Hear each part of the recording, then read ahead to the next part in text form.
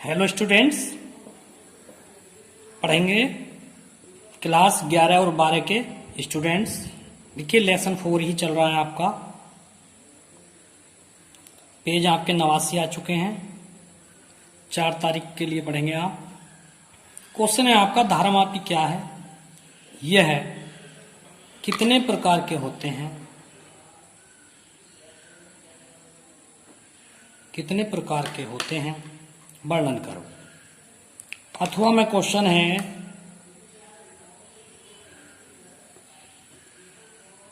इसका एक क्वेश्चन अथवा में और है, आवश्यक सिद्धांत देते हुए धारामापी की संरचना तथा कार्यविधि का वर्णन कीजिए। तो देखिए धारामापी क्या है। धारामापी वह उपकरण है जो किसी वैद्युत परिपथ में धारा की परिस्थिति को ज्ञात करने तथा धारा मापन के लिए प्रयुक्त किया जाता है।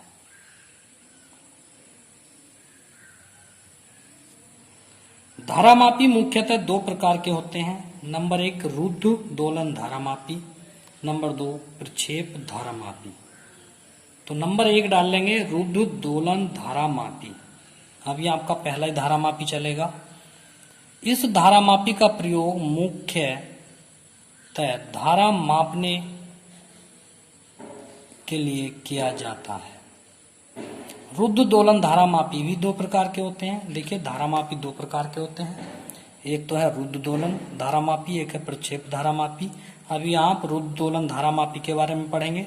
ये भी 2 प्रकार का होता है। नंबर 1 चल कुंडली धारामापी और चल चुंबक कुंडली धारामापी। अब रुद्ध दोलन धारामापी का पहला पॉइंट ये वाला डाल लेंगे, चल कुंडली धारामापी।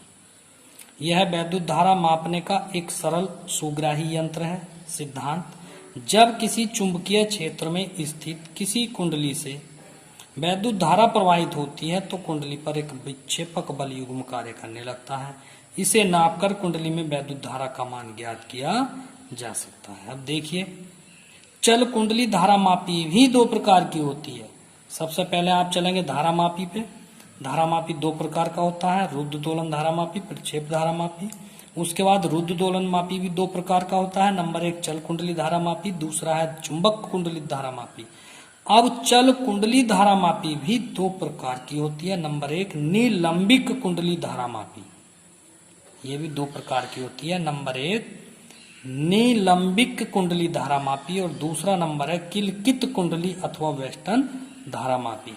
अब आप फिर नंबर ए डाल लेंगे निलंबिक कुंडली धारामापी। अब इसके बारे में आप पढ़ेंगे ये क्या है। देखिए निलंबिक कुंडली धारामापी, इसका चित्र जो है अगले पृष्ठ पर है, आप देख सकते हैं। चित्र आप देखना चाहे तो देख लीजिए। ये इसका चित्र है। देखिए इसमें क्या है, इसमें एक आयताकार अथवा वृत्ताकार कुंडली होती है। ये इसको आप आयताकार और वृत्ताकार कुंडली भी कह सकते हैं, जो तांबे के बारीक तार को, इसमें तांबे के बारीक तार होते हैं, तांबे के तार की कुंडली, तांबे के बारीक तार को, तांबे के बारीक तार को एल्यूमिनियम के फ्रेम के ऊपर लपेट दिया जाता है इस प्रकार से। ठीक है, यह एक फास्फर ब्रॉन्ज की पतली पत्ती के द्वारा, ये फास्फर ब्रॉन्ज है, पतली पत्ती के द्वारा एक मरोड़ टोपी से लटका दिया जाता है। ये मरोड़ टोपी है, इससे लटका दिया जाता है और उसके बाद इसे एक संबंधक पेंच है, ये T1 से जोड़ देते हैं। पत्ती पर एक गोल दर्पण होता है, एरिया लगा रहता है, जिस पर विक्षेप लैंप तथा पैमाने की सहायता से आप इसमें जो है धारा पढ़ सकते हैं, धारा नाप सकते हैं। अब देखिए इसकी थ्योरी मैंने लिखी है, ये रही यहाँ पे, जो मैंने अभी बोला है। अगर याद ना रहे तो इसमें से देख लेना। यहां से लिखेंगे, इसमें एक आयताकार अथवा वृत्ताकार कुंडली होती है जो तांबे के बारीक तार को एल्यूमिनियम के फ्रेम के ऊपर लपेटकर बनाई जाती है।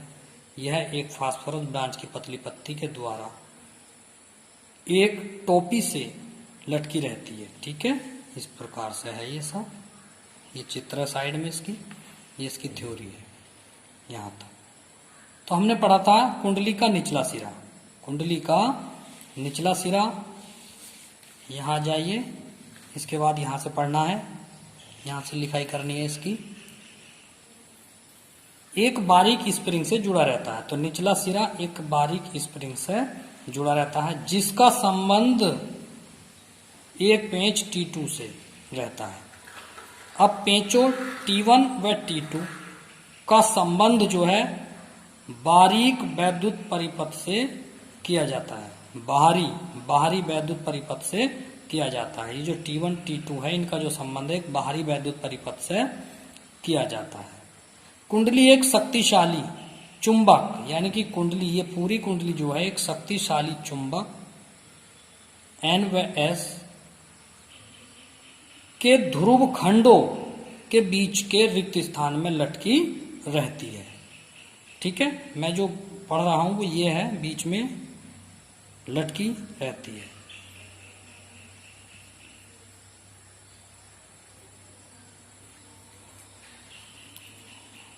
अब ध्रुवों के बीच में एक मुलायम लोहे का ध्रुव, ये ध्रुव है दोनों, इसके बीच में एक मुलायम लोहे का टुकड़ा लगा रहता है जिसे क्रोड कहते हैं। ये लोहे का, मुलायम लोहे का टुकड़ा है जिसे क्रोड कहते हैं।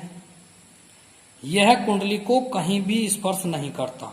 ये जो है कुंडली को कहीं भी स्पर्श नहीं करता, जिसे क्रोड कहते हैं। ठीक है, और यह कुंडली पर स्पर्श नहीं करता।